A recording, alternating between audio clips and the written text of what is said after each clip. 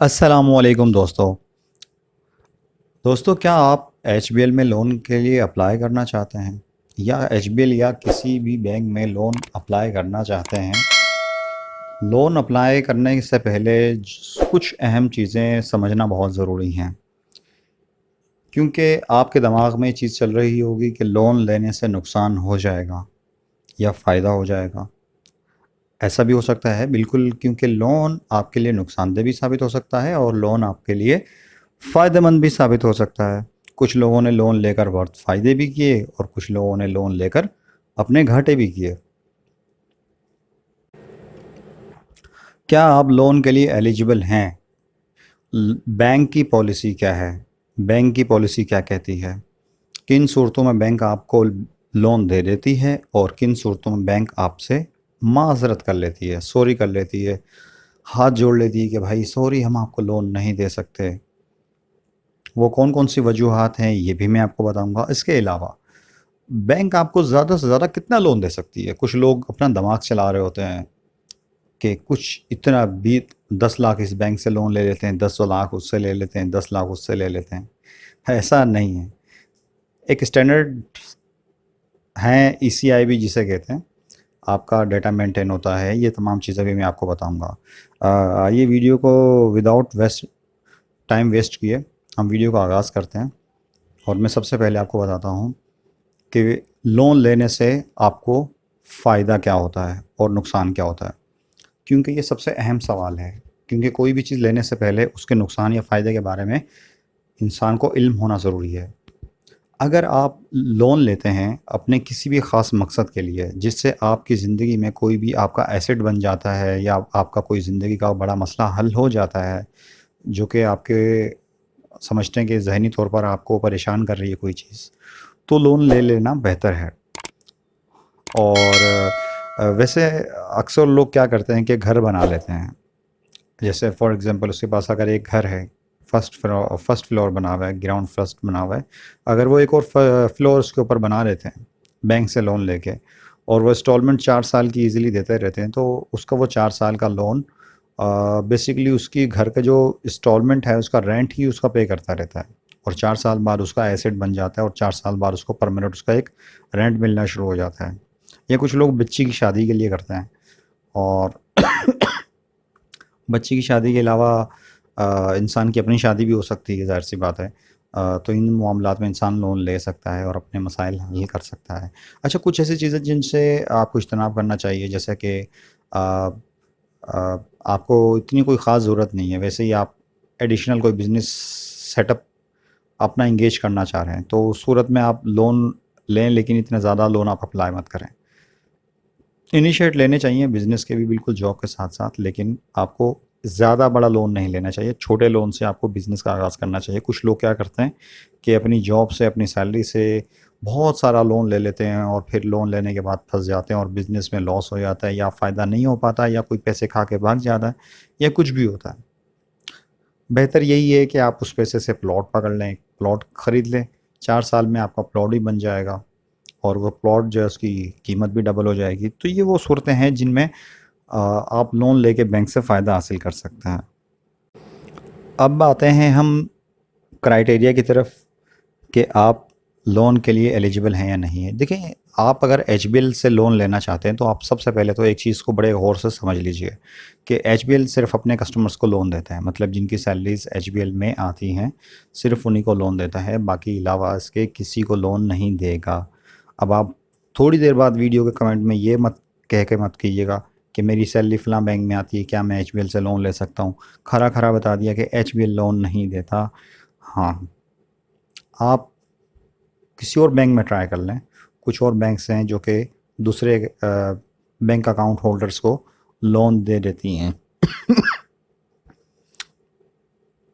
अब हम बात करते हैं कि आपको लोन कितना मिल सकता है। बैंक आपको ज़्यादा से ज़्यादा लोन कितना दे सकती है। बैंक आपको आपकी सैलरी का 40% जो बनता है उसकी इंस्टॉलमेंट बनेगी। अब ये थोड़ा सा मुश्किल हो गया समझना ना, हज़म बहुत मुश्किल होगा ये कि ये कितना बनेगा। एक्चुअली इसे कहा जाता है डीबीआर, कि आपकी जो माहाना इनकम है का 40% जो है आपकी ज़्यादा से ज़्यादा इंस्टॉलमेंट बननी चाहिए। इंस्टॉलमेंट जो आप माहाना पे करेंगे वो आपकी महीने की इनकम की 40% होनी चाहिए। मिसाल के तौर पर अगर आपकी तनख्वाह 1 लाख रुपए है तो 1 लाख की तनख्वाह का जो 40% बनेगा वो 40,000 बनेगा। तो इसका मकसद ये हुआ कि आप 40,000 रुपये की इंस्टॉलमेंट ज़्यादा से ज़्यादा ले सकते हैं। इससे ज़्यादा की इंस्टॉलमेंट नहीं ले सकते आप। भले आप 1 साल के लिए लोन लें, 2 साल के लिए लें, 3 साल के लिए लें या 4 साल के लिए। लोन ज़्यादा से ज़्यादा 4 साल के लिए होता है। स्टेट बैंक की पॉलिसी के मुताबिक ज़्यादा से ज़्यादा 4 साल तक के लिए लोन लिया जा सकता है, इससे ज़्यादा नहीं लिया जा सकता। और आप अपनी इनकम का, अपनी मंथली इनकम का, अपनी सैलरी का 40% इंस्टॉलमेंट में ज़्यादा से ज़्यादा ले सकते हैं। मतलब अगर आपकी 1 लाख रुपए तनख्वाह है तो आप ज़्यादा से ज़्यादा 40,000 रुपये की इंस्टॉलमेंट बेयर कर सकते हैं। ऐसा नहीं है कि आप बैंक को आके ये कहें कि कोई मसला नहीं है, मुझे इतना सारा लोन दे दो, मैं इंस्टॉलमेंट भर दूंगा। बैंक बेसिकली, स्टेट बैंक आपके बारे में ये भी सोचता है। इंतहाई अहम तरीन बात कि आप ज़्यादा से ज़्यादा लोन कितना ले सकते हैं। आप अपनी तनख्वाह के 10 मल्टीपल ले सकते हैं अगर आपने कोई क्रेडिट कार्ड यूज़ नहीं कर रहे, अगर आपने किसी और बैंक से कोई लोन नहीं लिया, आप बिल्कुल फ्रेश ताज़े हैं, बिल्कुल फ्रेश ताज़े हैं, आपने कोई भी काम नहीं किया, तो आप बैंक से 10 सैलरीज़ ले सकते हैं। फॉर एग्ज़ाम्पल अगर आपकी 50,000 तनख्वाह है तो आप 4 साल के लिए ज़्यादा से ज़्यादा 5 लाख रुपए ले सकते हैं और उसकी इंस्टॉलमेंट तकरीबन 20,000 कुछ आपकी इंस्टॉलमेंट बन जाएगी। इसी तरह आप अंदाज़ा लगा सकते हैं अपनी तनख्वाह का कि आपकी तनख्वाह कितनी है, तो सैलरी के 10 मल्टीपल। अच्छा, सैलरी वो जो आपके अकाउंट के अंदर नेट गिरती है, वो नहीं जो पे स्लिप पे लिखी होती है, नेट सैलरी जिसे कहा जाता है ना, उसके 10 मल्टीपल्स आपको मिल सकते हैं। कि आप लोन तो ले लेंगे लेकिन आपको देने भी हैं, तो ऐसा ना हो कि आप अपनी किचन भी आपका डिस्टर्ब हो जाए और आप लोन लेकर फंस जाएं, बैंक को भी ना दे पाएँ, बैंक को भी परेशान करें, ख़ुद को भी परेशान करें। इसलिए कुछ स्टैंडर्ड्स बनाए जाते हैं हर मुल्क में। हर मुल्क की एक स्टेट बैंक स्टैंडर्ड्स बनाती है कि कोई भी शहरी कितना लोन ले सकता है किसी बैंक से, और कोई भी बैंक कितना लोन किसी भी कस्टमर को दे सकती है। यहाँ पर कुछ बैंक्स की पॉलिसीज़ भी आ जाती हैं। खैर, मैं ज़्यादा पॉलिसीज़ में नहीं जाऊँगा, मोटी मोटी बातें बता दी मैंने आपको। और अगर अब आप बात करते हैं इंटरेस्ट की कि इंटरेस्ट कितना चार्ज होगा, बैंक कितना लेती है ऊपर।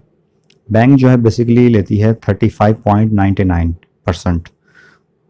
और अगर एचबीएल में सैलरी आ रही है तो एचबीएल में कुछ स्पेसिफिक सिस्टम भी है कि अगर आप कुछ स्पेसिफिक कंपनीज़ हैं, अगर आपका वहाँ उन कंपनीज़ में अगर आप जॉब करते हैं तो उनका रेट थोड़ा कम भी हो सकता है, ठीक है। लेकिन वैसे नॉर्मली 35.99 है। अगर हम इसकी बात करें कि ये बनेंगे कितने, तो ये बनेंगे 1 लाख पे 20,500 कुछ।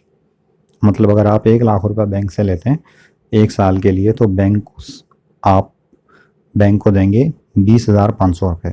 तकरीबन 5-6 हज़ार रुपये प्रोसेसिंग फ़ीस भी चार्ज होती है, वो आपको स्टार्टिंग में देनी होती है जब आपका लोन आपके अकाउंट में आ जाता है। अच्छा, इसके अलावा आपको तो मैंने बताया कि फ़िज़िकली आप कैसे अप्लाई कर सकते हैं। आप एचबीएल के किसी ब्रांच में जाके आप अप्लाई कर सकते हैं। शर्त ये कि इस्लामिक ना हो, इस्लामिक ब्रांचेस में ये डील नहीं होता। किसी भी एचबीएल की कन्वेंशनल ब्रांच में जाके आप ये अप्लाई कर सकते हैं। और दूसरा, जो मोबाइल एप्लीकेशन यूज़ करते हैं कस्टमर्स, वो मोबाइल ऐप से भी लोन ले सकते हैं जिनकी सैलरीज एचबीएल में आती हैं। लेकिन शर्त ये कि सैलरी आनी चाहिए उस कस्टमर की। अगर सैलरी आती है और मोबाइल एप्लीकेशन यूज़ करता है तो मोबाइल ऐप से भी वो लोन के लिए अप्लाई कर सकता है। और उम्मीद करता हूँ कि आपको आपके तमाम सवालात के जवाब मिल गए होंगे। इसके अलावा क्रेडिट कार्ड के बारे में भी अगर आप जानना चाहते हैं तो लिंक में दी गई वीडियो पे आप क्लिक कीजिएगा, उसमें आपको क्रेडिट कार्ड के बारे में भी मैं आपको बताऊंगा कि क्रेडिट कार्ड के थ्रू जो है आप किस तरीके से अपना बैलेंस मैनेज कर सकते हैं, अपना बजट मैनेज कर सकते हैं। अगर आपने हमारा यूट्यूब चैनल सब्सक्राइब नहीं किया तो सब्सक्राइब कर लीजिए, वीडियो को लाइक कीजिए, कमेंट करके बताइए आपको कौन सी इन्फॉर्मेशन सही लगी इसमें। अगर कोई आपको मज़ीद इन्फॉर्मेशन पे कोई वीडियो चाहिए तो वो भी मुझे कमेंट्स में बताइएगा। और अपना बहुत सारा ख्याल रखिएगा। अल्लाह हाफ़िज़।